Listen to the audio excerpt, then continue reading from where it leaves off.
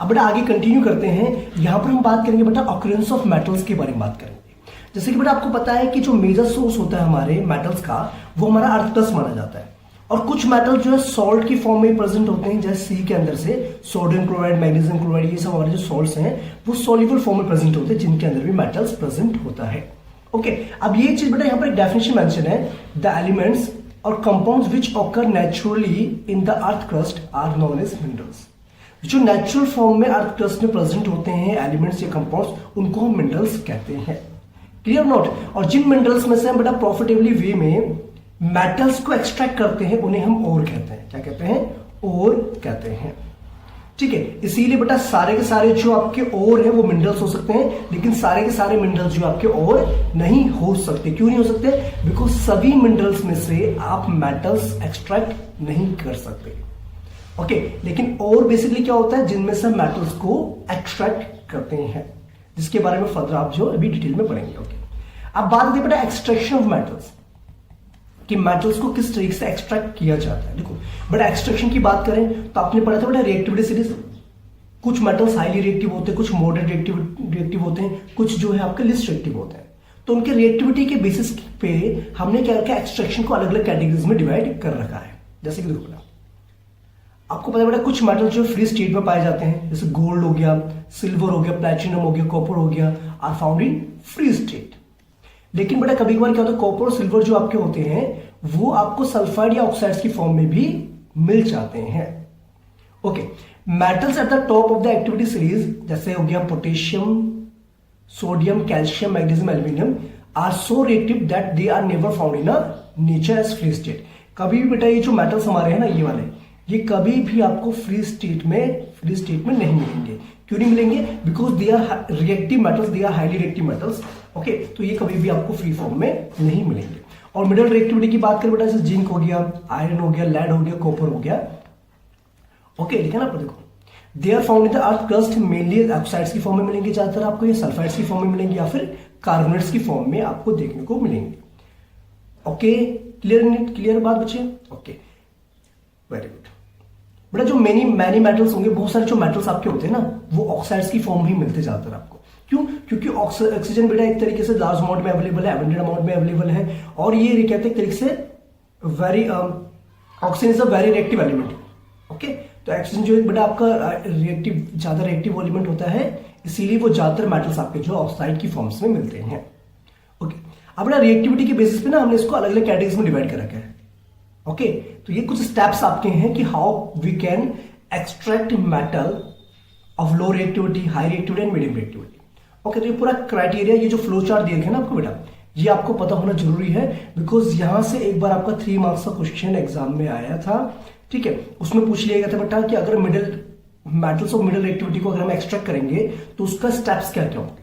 Okay, देखो बेटा पहला स्टेप क्या होता है, जो ओर आपका होता है उसमें बेटा क्या होती है, कुछ इंप्योरिटीज प्रेजेंट होती है। क्या होती है? कुछ इंप्योरिटीज प्रेजेंट होती है, डस्ट की फॉर्म में, मतलब सॉइल की फॉर्म में, सैंड की फॉर्म में। ओके, तो उस इंप्योरिटीज को रिमूव करने को हम क्या कहते हैं? कंसंट्रेशन ऑफ ओर कहते हैं। तो पहले सबसे पहले हम क्या करेंगे, उसमें से इंप्योरिटीज यानी कि जिसको हम कहते हैं गैंग, गैंग कहते हैं। ओके, इसको रिमूव करना बहुत ज्यादा जरूरी होता है। ओके, क्लियर, वो तो हमने रिमूव कर दिया।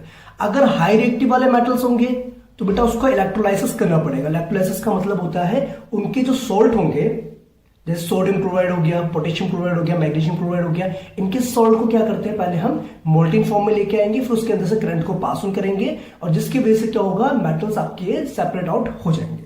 ओके, और वहां से आपको प्योर मेटल मिल जाएगा। ठीक है, जो भी फर्दर मैं आपको एक्सप्लेन और करूंगा इसको। ठीक है, ओके। जो मिडिल रिएक्टिविटी वाले होते हैं बेटा, वो ज्यादा आपको कार्बोनेट्स की फॉर्म में मिलते हैं या फिर सल्फाइड की फॉर्म में मिलते हैं। जैसे जिंक सल्फाइड हो गया, जिंक कार्बोनेट हो गया। ओके, अगर कार्बोनेट की फॉर्म में होंगे तो उसका हम कैल्शिनेशन करते हैं in the limited amount of air में। ओके, तो पहले उसको ऑक्साइड्स की फॉर्म में कन्वर्ट किया जाता है, फिर उसको किसी भी मेटल के साथ उसको रिडक्शन करते हैं, या फिर कार्बन के साथ हम रिड्यूस करवा करके मेटल्स मिल जाता है हमें। उसके बाद उसका प्यूरिफिकेशन किया जाता है मेटल का। ठीक है, ओके। जो लो रिएक्टिविटी वाले होते हैं बेटा, वो ज्यादा सल्फाइड और की फॉर्म में मिलते हैं, तो उसको हम रोस्टिंग करते हैं। रोस्टिंग करने के बाद जो मेटल हमारा मिलता है उसको हम रिफाइनिंग करते हैं, और रिफाइनिंग करने से क्या होता है कि we get the pure metal. It's clear not? देखो ये लिखा है बेटा यहाँ पर, देखो Ores mined from the earth are usually contaminated with large amount of impurities such as soil, sand, उसको हम कहते हैं गैंगवील कहते हैं। और इन impurities को रिमूव करने के प्रोसेस को हम कहते हैं बेटा कंसंट्रेशन ऑफ ओर्स कहते हैं। ठीक है, उनको रिमूव करना ज्यादा जरूरी होता है। ओके, देखो यहां पर बेटा मेंशन क्या क्या है, extracting metals low in activity series. देखो बेटा जो जो लेस रिएक्टिव मेटल्स आपकी होती हैं उनको उनके ओर से हम किस तरीके से एक्सट्रैक्ट करेंगे। तो सिंपल से देखो बेटा, जो मर्क्यूरी होता है, मर्क्यूरी का और होता है बेटा सिनेवर, HGS। ओके, तो हम क्या करते हैं, HGS को पहले बेटा हीट करते हैं ऑक्सीजन की प्रेजेंस में, ऑब्वियसली बात है। तो क्या बनाएगा, मर्क्यूरिक ऑक्साइड बनाएगा, मर्क्यूरिक ऑक्साइड बनाएगा। फिर उसको फर्दर हीटिंग करेंगे तो क्या होगा, ये जो है हमारा HgO ये रिड्यूस हो जाएगा और Hg आपको मिल जाएगा। ओके, तो डायरेक्टली हीट करके भी जो है आप लो रिएक्टिव मेटल्स को एक्सट्रैक्ट कर सकते हैं उनके ओर की फॉर्म में से। जिसमें बेटा क्या है पर आपका कॉपर जब पाया जाता है बेटा नेचर की फॉर्म में, मतलब ओर की फॉर्म में, Cu2S की फॉर्म में मिलता है, यानी कॉपर सल्फाइड की फॉर्म में। ओके, तो जब इसको बेटा हम हीट करेंगे तो ये बनेगा कॉपर ऑक्साइड बनेगा। फिर फर्दर हीट करने के बाद हमें क्या होता है, कॉपर जो है प्योर फॉर्म में मिल जाएगा। ओके और नॉट, ठीक है। तो हम डायरेक्टली जो है लिस्ट रिएक्टिव मेटल्स के ओर्स को अगर हम क्या करें, हीट करें, तो we can get the metal. Okay, तो हमें मेटल मिल सकता है। लेकिन बेटा आपको पता है जो मेटल्स मिडल्स रिएक्टिविटी सीरीज के होते हैं वो ज्यादा आपको ऑक्साइड्स की फॉर्म में, सल्फाइड्स की फॉर्म में और कार्बोनेट्स की फॉर्म में आपको मिलते हैं। ठीक है, जैसे आपको पता है यहाँ पर आयरन हो गया, जिंक हो गया, लेड हो गया, कॉपर हो गया, ये होते हैं मॉडरेटली रिएक्टिव होते हैं। Okay, these are usually present in sulphides और कार्बोनेट्स इन नेचर। ये ज्यादा आपको कार्बोनेट्स की फॉर्म में मिलेंगे या फिर सल्फाइड्स की फॉर्म में मिलेंगे। ठीक है, अगर सल्फाइड्स की फॉर्म में है तो सल्फाइड्स की फॉर्म में से और कार्बोनेट्स की फॉर्म में से बेटा हमें क्या करना पड़ता है, सबसे पहले उसको ऑक्साइड्स की फॉर्म में कन्वर्ट करना पड़ता है। क्यों? क्योंकि ऑक्साइड से मेटल को एक्सट्रैक्ट करना ज्यादा इजी होता है कंपेयर टू द सल्फाइड्स और कार्बोनेट्स की फॉर्म में। इसीलिए पहले सल्फाइड्स और को हम कन्वर्ट करते हैं बेटा ऑक्साइड्स की फॉर्म में by heating strongly in the presence of excess amount of air, और उस प्रोसेस को हम कहते हैं रोस्टिंग कहते हैं। Clear not? और जिस प्रोसेस में बेटा कार्बोनेट और को हम ऑक्साइड्स की फॉर्म में कन्वर्ट करते हैं स्ट्रांगली हीट करके लिमिटेड अमाउंट ऑफ एयर, उसे हम कहते हैं कैल्शिनेशन कहते हैं। तो ये वर्ड ध्यान रखना, ये क्वेश्चंस पूछे जा सकते हैं। ठीक है, जैसे कुछ एग्जांपल्स भी दे रखे बेटा यहां पर देखो, जिंक सल्फाइड, जिंक का एक और है, उसको जब हम हीट कर रहे हैं एक्सेस अमाउंट ऑफ एयर में तो हमें क्या मिला बेटा, जिंक ऑक्साइड मिला और साथ में सल्फर डाइऑक्साइड गैस मिल गई। अब जिंक कार्बोनेट की बात करें बेटा, उसको जब हम डायरेक्टली हीट करेंगे तो जिंक ऑक्साइड बनेगा और कार्बन डाइऑक्साइड गैस मिलेगी। अब ये तो बेटा आपके इस फॉर्म में आ गया, ऑक्सीजन की ऑक्साइड्स की फॉर्म में आ गया। अब हम क्या करेंगे, इसको या तो बेटा एक रिएक्टिव मेटल के साथ इसको रिएक्ट करवा देंगे ताकि इसको डिस्प्लेस कर दे इस मेटल को, या फिर रिड्यूसिंग एजेंट्स का यूज करेंगे जैसे आपका कार्बन कॉक की फॉर्म में। ठीक है, ये क्या करेगा, कार्बन के साथ जब हम इसको रिएक्शन करवाएंगे तो कार्बन क्या करेगा, इसको रिड्यूस कर देगा और रिड्यूस होने के बाद जिंक ऑक्साइड से जिंक बन जाएगा और कार्बन खुद जाकर के ऑक्सीडाइज हो जाएगा। तो ये जो आपको जिंक मिला है ये आपको मिल गया जिंक मेटल। क्लियर? ओके, तो इस प्रोसेस को हम कहते हैं रिडक्शन प्रोसेस कहते हैं। या फिर कभी कभार क्या होता है बेटा, हाईली रिएक्टिव मेटल जैसे सोडियम हो गया, कैल्शियम हो गया, एल्यूमिनियम हो गया, इनको भी हम यूज करते हैं एज ए रिड्यूसिंग एजेंट, क्योंकि ये क्या करते हैं बेटा, डिस्प्लेसमेंट रिएक्शन करते हैं। हाईली रिएक्टिव तो है, तो ये क्या करेंगे, उसको डिस्प्लेस करके, ठीक है, और ऑक्साइड्स को डिस्प्लेस करके या मेटल को डिस्प्लेस करके खुद ऑक्सीडाइज हो जाते हैं। जैसे देखो बेटा यहां पर मेंशन है, देखो अगर मेरे पास मैंगनीज ऑक्साइड है और एल्यूमिनियम पाउडर के साथ मैं उसको हीट कर रहा हूं तो होगा कि बेटा एल्यूमिनियम इज हाईली रिएक्टिव, तो ये मैंगनीज को यहां से डिस्प्लेस कर देगा और आपका मैंगनीज अलग हो जाएगा और ये बन जाएगा एल्यूमिनियम ऑक्साइड बन जाएगा। और ये बेटा क्या होता है, हाईली एक्सोथर्मिक रिएक्शन होता है। ओके, इसीलिए इसको हम थर्मिट रिएक्शन भी बोलते हैं। क्या कहते हैं, थर्मिट रिएक्शन बोलते हैं। एल्यूमिनियम का बेटा अगर हम किसी भी मेटल ऑक्साइड से अगर हम हीट करके उसको रिएक्शन करवा रहे हैं, डिस्प्लेसमेंट करवा रहे हैं, तो उस टाइप के रिएक्शंस को हम कहते हैं थर्माइट रिएक्शंस कहते हैं। क्या कहते हैं, थर्मिट रिएक्शंस। और यहां से बेटा क्वेश्चन पूछ लिया जाता है आपके एग्जाम में। ठीक है, जैसे बेटा रेलवे ट्रैक्स को ज्वाइन करने के लिए भी हम क्या करते हैं, देखो यहां पर लिखा है ना कि अगर आयरन ऑक्साइड है मेरे पास, उसको अगर हम एल्यूमिनियम पाउडर के साथ हीट कर रहे हैं तो क्या होगा, आयरन मिलेगा आपको किस फॉर्म में, लिक्विड फॉर्म में मिलेगा। देखो बेटा यहां पर भी मैंगनीज किस फॉर्म में मिला था, आपको लिक्विड फॉर्म में मिला था। तो समझ लो बेटा कितना ज्यादा हीट प्रोड्यूस होगी उसमें, तो ये भी आपका क्या, हाईली एक्सोथर्मिक रिएक्शन आपका होगा। ओके, तो इस टाइप के रिएक्शंस को हम कहते हैं थर्मिट रिएक्शन, जिसमें very very large amount of heat produce होती है मेटल के साथ। It's clear not? That's good, very nice. ठीक है बच्चे, बात समझ में आनी चाहिए बेटा, बाकी तो फिर आप कर ही लेते हैं ना। ओके, अब बात ये आती है बेटा, अगर जो टॉप में प्रेजेंट है मेटल्स, यानी कि जैसे कह सकते हैं जो हाईली रिएक्टिव मेटल्स होते हैं, उनको कैसे एक्सट्रैक्ट किया जाएगा, उनके सॉल्ट से या फिर उनके ओर से। The metals high up in the reactivity series are very reactive, ये तो आप सभी को पता है। They can not be obtain from their compounds by heating with carbon. इनको हम डायरेक्टली बेटा कार्बन के साथ हीट करके ऑब्टेन नहीं कर सकते, ठीक है। For example carbon can not reduce the oxides of sodium, magnesium, calcium, aluminium etcetera to the respective metal. This is because these metals have more affinity for the oxygen than carbon. Okay, basically होता क्या ना बेटा, carbon इनको क्या करते हैं, इनको reduce नहीं कर सकते इनके ऑक्साइड्स को, बिकॉज इनकी जो एबिलिटी होती है ना, मतलब इन मेटल्स की, ये ऑक्सीजन के साथ इनकी जो है रिएक्टिविटी ज्यादा फास्ट होती है कंपेयर टू द कार्बन के कंपेरिजन में, इसीलिए कार्बन जो इनको रिड्यूस नहीं कर सकता, ठीक है। तो इसके लिए हमें यूज करना पड़ता है electrolytic reduction method, electrolytic reduction method, ठीक है। Sodium, magnesium, calcium are obtained by electrolysis of their molten chlorides. The metals are deposited at the cathode, whereas chlorine liberated at the anode. देखो simple सी बात क्या करनी होती है बेटा, सपोज कीजिए आपके पास सोडियम क्लोराइड NaCl है, क्लियर नोट। अब NaCl को बेटा हमने क्या करा, इसको मोल्टेन फॉर्म में कन्वर्ट किया, किस फॉर्म में, मोल्टेन फॉर्म में। ओके, तो मोल्टेन फॉर्म में क्या होगा, इसके आयन सब फ्री हो जाएंगे, तो यानी कि Na+ बन जाएगा आपका, ठीक है, और बन जाएगा क्लोरीन Cl-, डन नोट, ठीक है। Na+ क्या करेगा बेटा, इलेक्ट्रॉन गेन करेगा और बन जाएगा सोडियम मेटल, जैसे हम इसमें करंट पास करेंगे, क्लियर। और क्लोरीन क्या करेगा बेटा, इलेक्ट्रॉन को लूज करेगा और Cl2 बन जाएगा, क्लियर नोट। इसका मतलब इसने क्या करा बेटा, इलेक्ट्रॉन को गेन करा, तो ये कहां जाएगा बेटा, कैथोड पे, क्योंकि कैथोड क्या होता है आपका, नेगेटिव चार्ज होता है, और एनोड क्या होता है आपका, पॉजिटिव चार्ज होता है। इसीलिए बेटा पॉजिटिव चार्ज की तरफ नेगेटिव वाला आता है और नेगेटिव चार्ज की तरफ पॉजिटिव वाला आता है।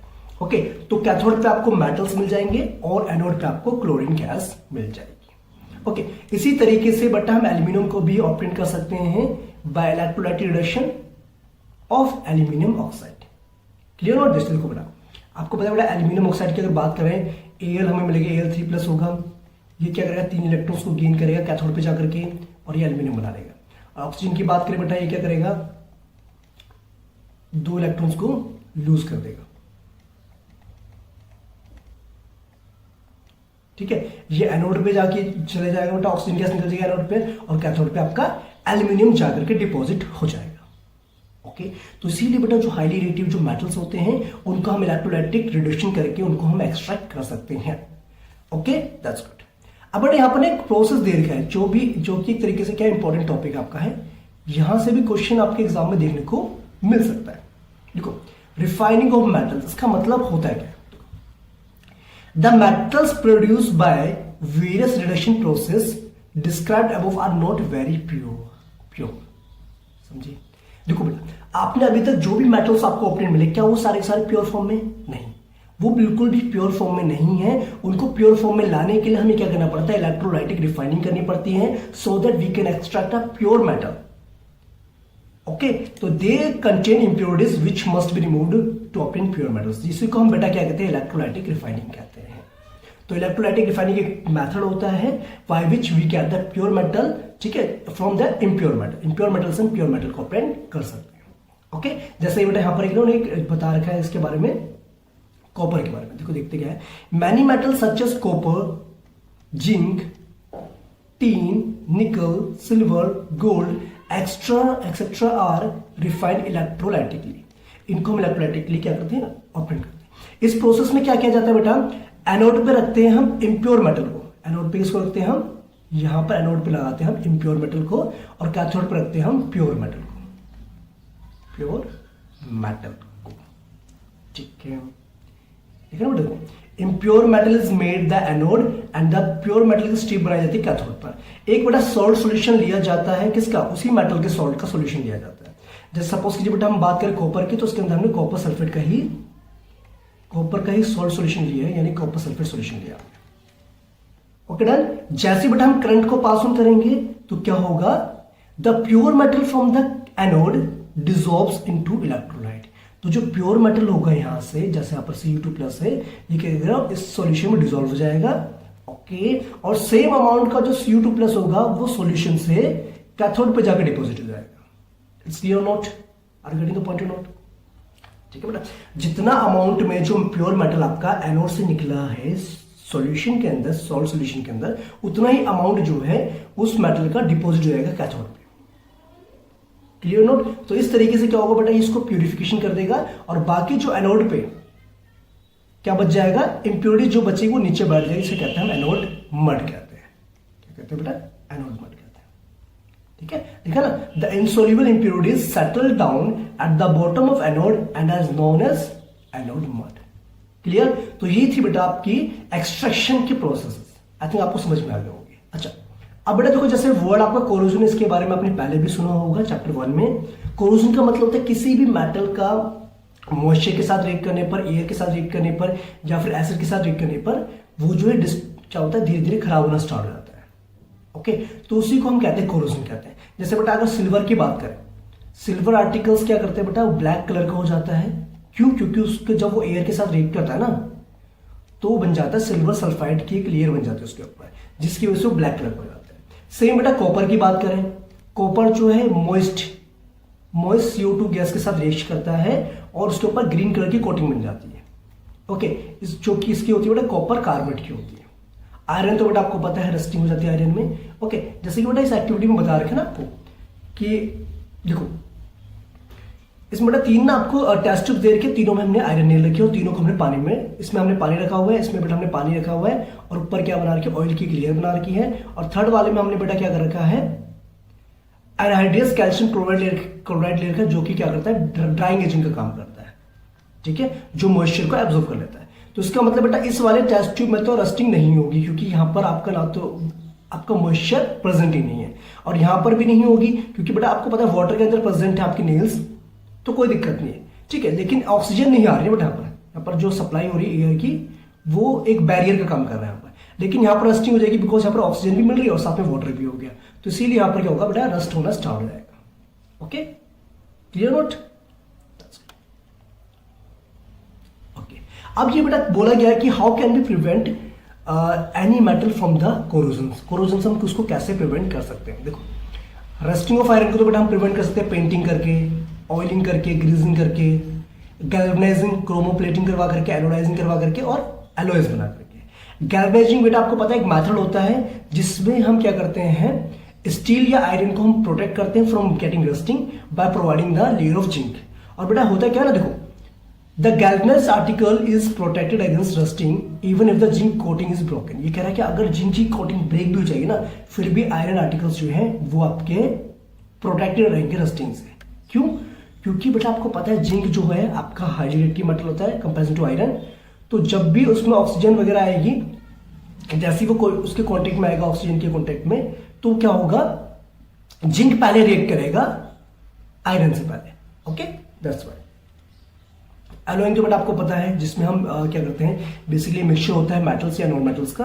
ओके, ये क्या होता है, एक तरीके से आपकी मेटल्स की क्वालिटी को इंप्रूव कर देता है, प्रॉपर्टीज को इंप्रूव कर देता है। जैसे बेटा आपको पता है आयरन सॉफ्ट होता है, स्ट्रेचेबल होता है, इसीलिए बेटा उसमें ना कार्बन अमाउंट मिलाया जाता है ताकि उसको हार्ड बनाया जा सके।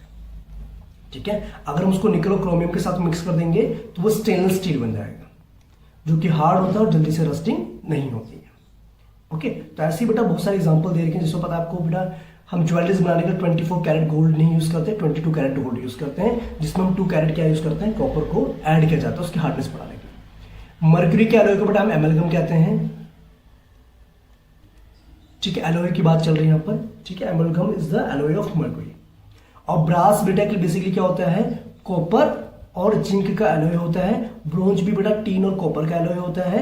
सोल्डर की बात करें, ये भी लेड और टीन का एलॉय होता है, जिसका मेल्टिंग पॉइंट लो होता है और ये वेल्डिंग पर्पस के लिए हम इसको यूज करते हैं। क्लियर? तो बेटा ये था आपका चैप्टर, आई थिंक आपको समझ में आ गया होगा। और अगर आपको लगे कि कोई क्वेरी है तो कमेंट जरूर करके बताएं।